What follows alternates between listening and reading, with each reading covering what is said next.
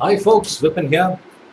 After a long time I've been making a video, and that's mostly because I've been quite busy in working with a lot of things related to my website. So this will be my first video when it comes to a science topic. So keep your fingers crossed.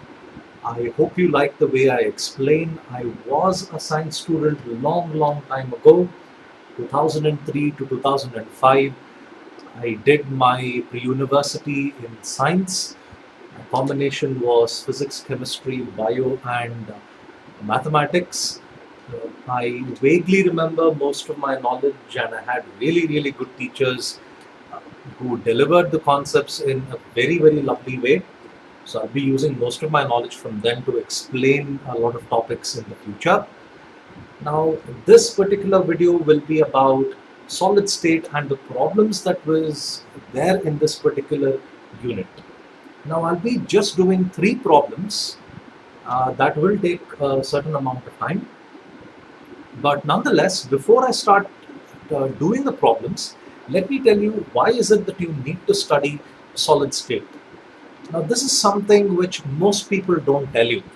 That is, why is it that you need to study something like this?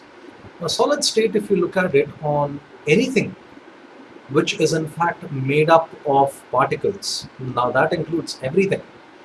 At the subatomic level, you need to understand why does a particle behave like this? Okay, why does a particle behave like this? Last week I came across a lovely video where they showed liquid magnets. Liquid magnets. Now that's really cool stuff. For a moment it looks a lot like black solution, and as soon as you put a piece of iron next to it, you can actually see the magnetic effect there. The iron in fact practically gets absorbed into the liquid magnet. Now there are a lot of practical uses for these things. I even came across substances which people regard as hydrophobic. Now, phobic or phobia here refers to fear. Now, they've actually developed substances wherein if you spray a hydrophobic gel, let's say on this board, if I were to throw a bucket of water on this board, the water would just simply slide off this particular uh, board. It doesn't really stick on anywhere, it doesn't really get attached anywhere, it doesn't cause damage anywhere. Now, all these different products have been possible because people have done a lot of research in solid state. They want to understand how molecules, atoms, are behaving at the subatomic level. And by understanding them, you'll be able to get a better scope as to how you can develop new products and the way in which these products can actually behave at the subatomic level. Okay, now let's get started with some of the problems related to solid state. Now, I can't really tell you from what book I've taken these problems from because they are from uh, different textbooks from different universities. I'm not even sure which university I took this from. But nonetheless, here is the problem. I'll read out the problem, but nonetheless, I would have mentioned it in the description below. An element has a BCC structure.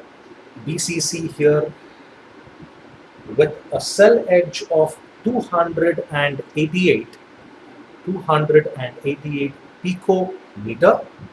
The density of the element is 7.2 grams 7.2 grams per meter cube. Okay, how many atoms are present in 208 grams of this element? Okay, how many atoms are present in 208 grams of this element? Now, what I noticed is when you're doing problems related to chemistry, you need to have an outstanding imagination as to how things work at the subatomic level. Now, I know I've said that word a lot. Believe me, if you really want to understand these topics, you must have a really good imagination. Now, firstly, let's look at the volume of the unit cell. Now, the volume of the unit cell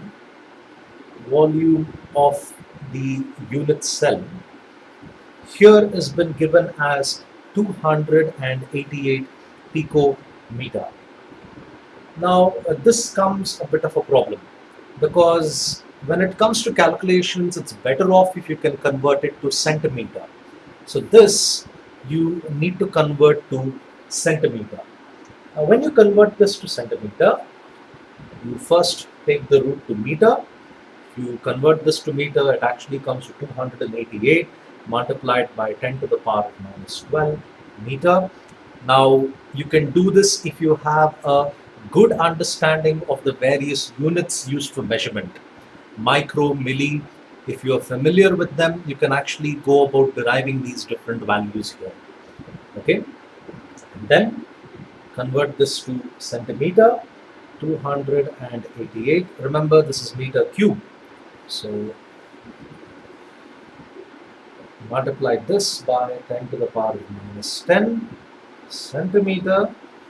I consider the cube factor here because I'm considering volume. Volume, remember, is a three-dimensional quality.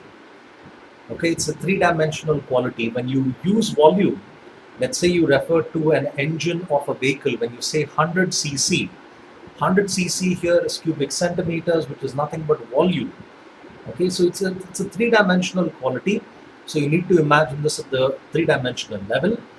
Now, this 2.38 multiplied by 10 to the power of minus 23 centimeter cube. Now, I'm able to do this because I use a scientific calculator. I strongly advise that you don't do this on paper. Or if you're good at Excel, go ahead and do it on Excel. Now, I have the volume of the unit cell. It was previously given to me in picometer. I've converted this to centimeter because it's easier to calculate. The next thing that I'm going to do is find the volume of 208 grams of this element. Okay, to calculate the volume, you use mass divided by density. Okay, and this gives you 208 divided by the density which I mentioned previously, 7.2 grams. Let's ignore the gram here, 7.2, and this should give you 28.8. 28.88 centimeter cube. Okay, this is the volume of 208 grams of this unknown element dimension. Now we need to find the number of atoms present in 208 grams of this.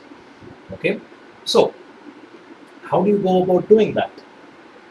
So to find the number of atoms, you consider the volume of 208 grams, the value which we arrived as 28.88, divided by the volume of every unit cell. Okay, the volume of every unit cell. So volume of every unit cell is 2.38 multiplied by 10 to the power of minus 23. And thanks to the magic of my Casio calculator, I am able to arrive at the value 12.08 multiplied by 10 to the power of 23 atoms. Now, this is an extremely long number.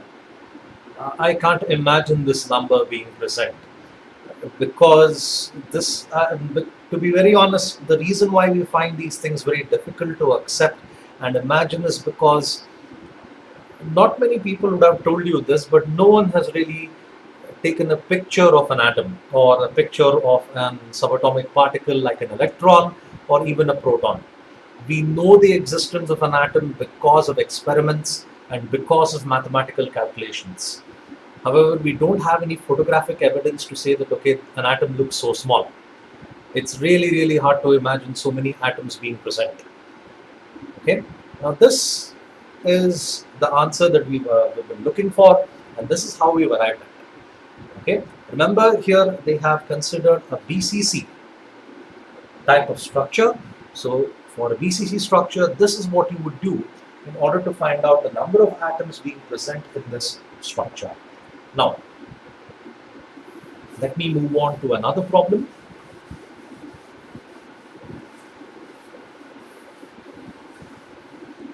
I'm not sure what the rules are in your colleges when it comes to calculating problems related to chemistry, but I find it much more convenient if you're calculating them by using a scientific calculator. And I'm not sure if you can do any of these calculations using a simple calculator. I mean, how would you measure 10 to the power of minus 12 or minus 13 in a simple calculator? Anyway, let's move on to the second problem here. I'll quickly read out the question in the second problem. Silver crystallizes in a FCC lattice. FCC lattice, if the edge length of the cell is 4.07 multiplied by 10 to the power of minus 7 centimeter. So the edge length here has been given as 4.07 multiplied by 10 to the power of minus 8 centimeter. Now this is a really small number. Okay, and the density has been given as 10.5 grams. Sorry, 10.5 grams per centimeter cube. Find the atomic mass of silver. Find the atomic mass of silver. Atomic mass units represented as mu. We need to find the value of mu by using the data which has been mentioned here.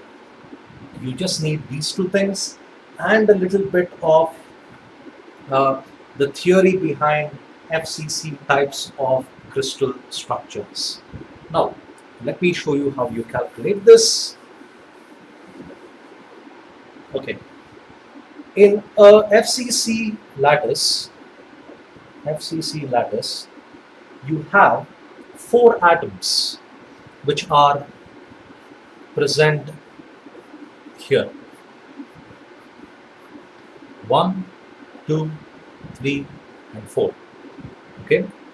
There are more here in these points, but we will not consider them.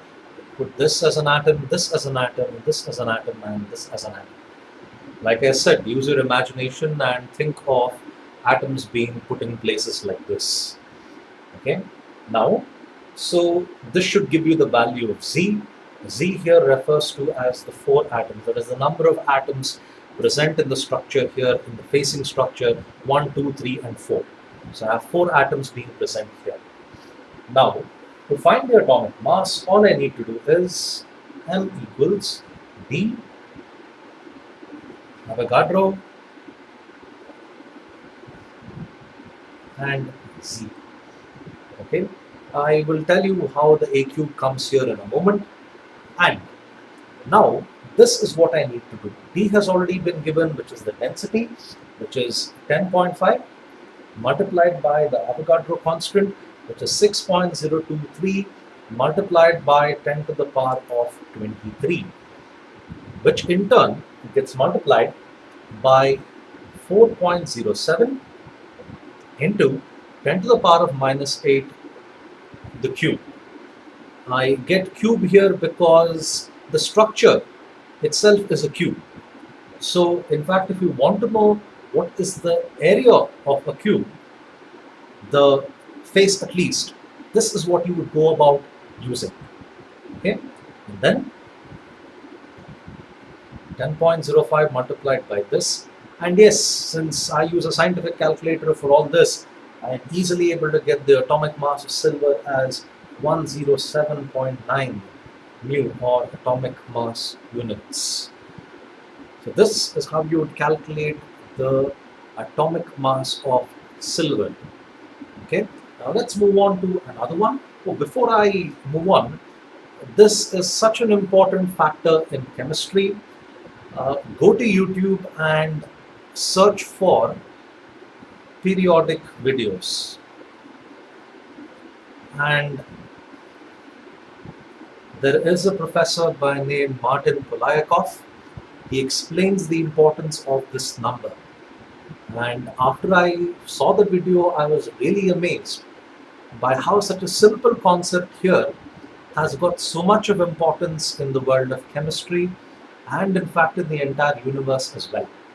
So go to periodic videos on YouTube and you'll be able to get a very, very cool presentation on this particular concept. Now, the last problem which I would discuss here, a fairly lengthy one.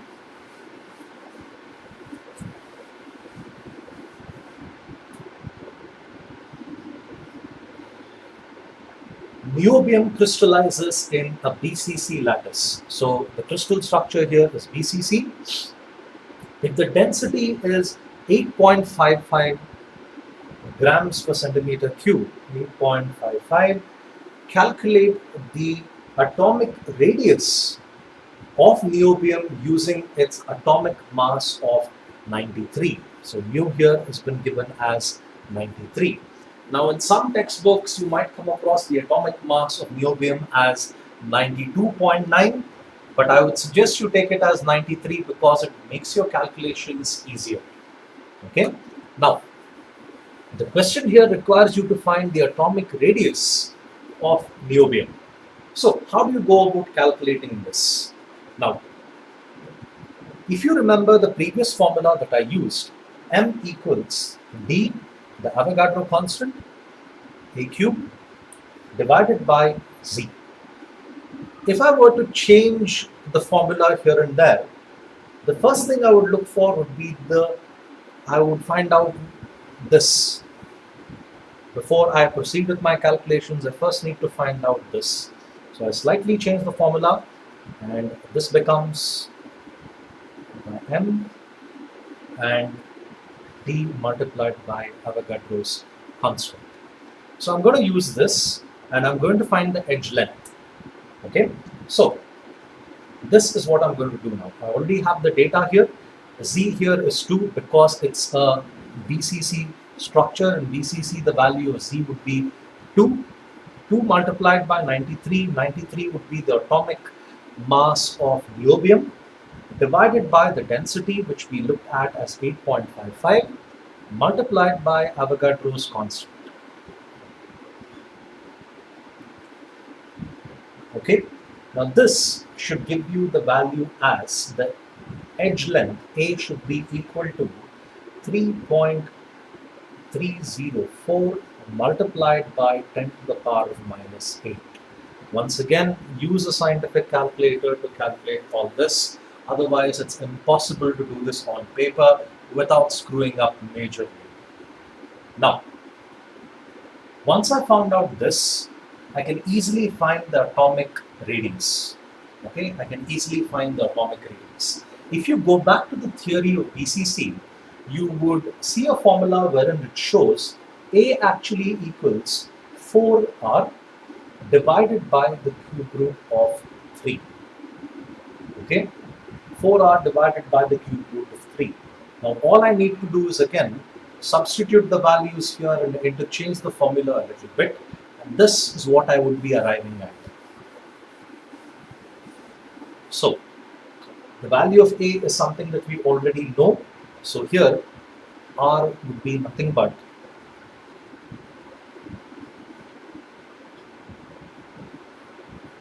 so this is what I would be doing, 3.304 multiplied by 10 to the power of minus 8 multiplied by the cube root of 3 divided by 4. Now this should give you the atomic radius. R should be equal to 1.430 multiplied by 10 to the power of minus 8 centimeter.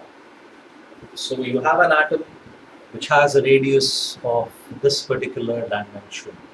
I challenge you to imagine something like this. Now these are some of the problems that have been there in solid state. If you want me to work out more problems in this particular unit, let me know and I'll gladly do it. So far so good. I hope you found this video helpful. If you liked it, share it with your friends and do subscribe to my videos as well. Thank you for your time. Have a nice day.